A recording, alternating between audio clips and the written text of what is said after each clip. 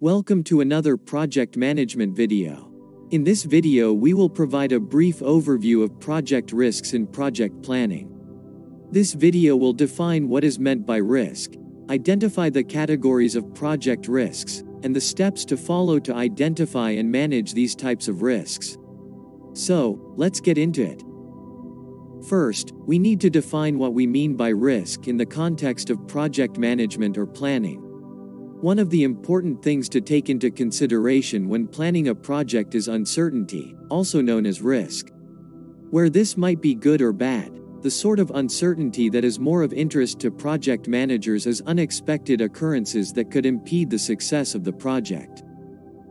Considering this, we define project risk as uncertainty that can affect a project outcome.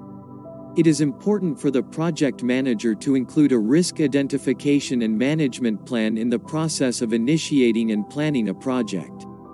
To do this, there are 3 steps involved, which are: identify the risk, analyze the risk, and plan for the risk. So let's consider each step. Step 1. Identify the risks that could inhibit the success of the project. This first step is carried out by working together with the project team to list all potential risks to the project. The project manager could also identify what could potentially go wrong at different stages of the project. The work breakdown structure is useful when applying this method. The experience of the project manager when identifying project risks is also invaluable. If the project manager has managed similar projects in the past, potential project risks from experience could also be considered when identifying the project risks.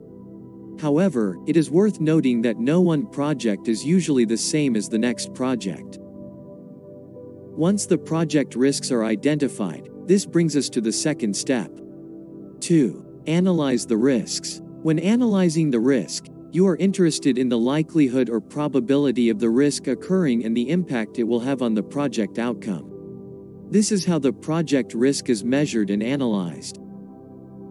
When measuring risk likelihood, the use of scales could be applied here. For example, the likelihood of a project risk could be ranked from low, medium, to high. For the impact of the project risk, this too could be scaled as such. However, when scaling the impact on the project, detail is important here. For example, if the risk impact will affect the delivery date of the project, you could scale this in days, years, or months. Or if the risk impact will increase the project budget, you could also scale this in monetary terms. When comparing project risk likelihood to impact, some project managers opt for a matrix that makes it easier to focus more on project risks with higher likelihood and impacts on the project. Clearly analyzing the likelihood and impact of risk will help the project manager to carry out the next stage of the project risk planning. Step 3. Planning for the risk. This refers to how the project manager intend to handle the risk when they emerge. When carrying out Step 3, the project manager should consider if they could remove the risk completely.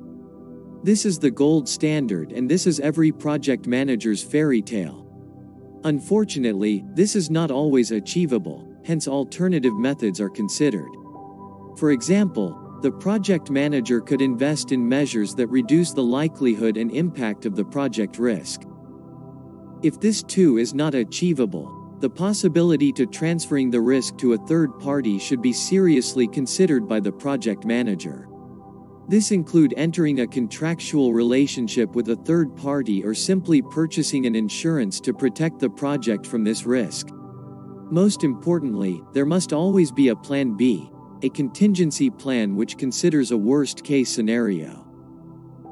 It is worth noting that these strategies of planning for project risks attracts a measure of cost, but if the project risk has low likelihood and impact, you could simply accept the risk. This is because this is the more cost-effective approach. Now that we have discussed project risks planning steps, let us consider the categories of project risks when identifying risks or uncertainties within a project. Categorizing project risks are important to knowing how to manage them. There are 4 categories of project risks or uncertainties. These are: 1. Known knowns. 2. Known unknowns. 3. Unknown unknowns. And 4. The unknown known risks. Let's quickly examine these categories one after the other. The known known risks. These are usually random in nature and are sometimes referred to as aleatory risks. This is because these sort of risks are managed based on the probability of occurrence. The higher the probability of occurrence, the more they should be taken seriously. There are also known unknown risks, which are as a result of gaps in knowledge, but the project manager is aware of these gaps. As this risk is linked to knowledge, they are referred to as epistemological risks. Known unknown risks can be mitigated by simply carrying out additional research on the risk through data gathering, model building, experimenting, and so on. The more you know, this automatically reduces the level of this risk. There are also unknown unknown risks, which are risks as a result of gaps in knowledge, but the project manager and team are unaware of these gaps. These are also called ontological risks, because this risk emerges from the lack of knowledge and insight. The only way to deal with this is through discovery. A careful attention to details is very important here. Once these are found during the project execution, ontological risks become epistemological risks. Only further research is required at that point. Lastly, there are unknown knowns. These are risks that are once known but are now obscured or forgotten and are called latent risks, because the knowledge of the risk is hidden. These are risks that the project manager is aware of, but have forgotten to acknowledge due to lack of rigor in the risk identification or planning stages. To mitigate this risk, it is important to employ knowledge management approaches using brainstorming methods and through knowledge documentation.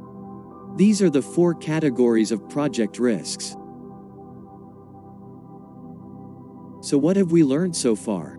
First, we defined project risks as uncertainties that can affect project outcomes. These risks must be considered when planning the project using 4 steps. The steps of risk planning in project management are: 1. Identify the risks, which involves brainstorming with the project team and drawing on experiences from previous projects. 2. Analyzing the risk. This involves determining or measuring the likelihood and impact of the risks, then scaling these to determine the 3rd step, which is planning for the risk. By planning for how to respond to the risk, you could either remove the risk completely, reduce the likelihood and impact of the risk, forward this risk to a third party, or have a contingency plan for the worst-case scenario. After this, we identified the 4 main categories or types of project risks.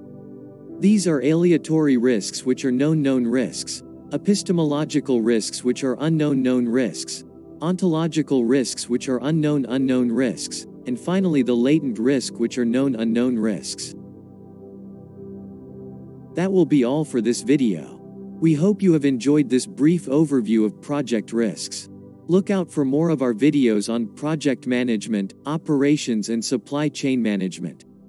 Please share, like, and subscribe. Thank you for watching and see you in the next one.